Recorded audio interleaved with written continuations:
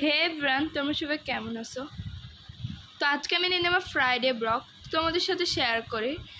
তো আজকে আমরা রান্না করবো পোলাও অ্যান্ড মাংস। তারপর সকাল নাস্তাটা সেরে নিলাম। তো দিয়ে দিব একটা পাত্রে তেল, পেঁয়াজ, জিরা বাটা, রসুন বাটা, আদা বাটা, তারপরে দিয়ে দেব লবণ, হলুদ, মরিচ, তারপরে একটু পানি দিয়ে কষিয়ে নিলাম।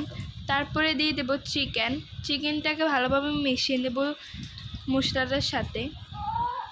পরে ভালোভাবে মশলাটার সাথে মিশিয়ে নিব। তারপর আমি 5টার মতো আলু কেটে দিয়ে দিব।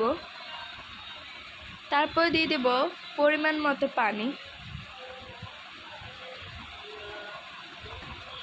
তোমরা দেখতে পাচ্ছ ফাইনালি আমার মুরগি মশলা রান্না হয়ে গেছে। তোমরা সবাই আমাকে বেশি বেশি করে সাপোর্ট করবা। তো এখন আমরা রান্না করব পোলাও। তার জন্য একটা ফ্রাই প্যানের ভিতরে পেঁয়াজ কুচি,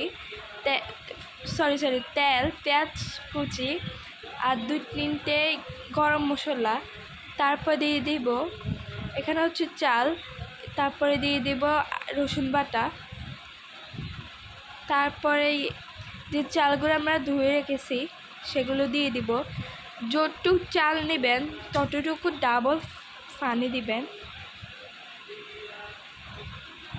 তো আমি ভালো করে ভেজে নিব, বেশি ভাজা যাবে না। তারপর দিয়ে দেব লবণ।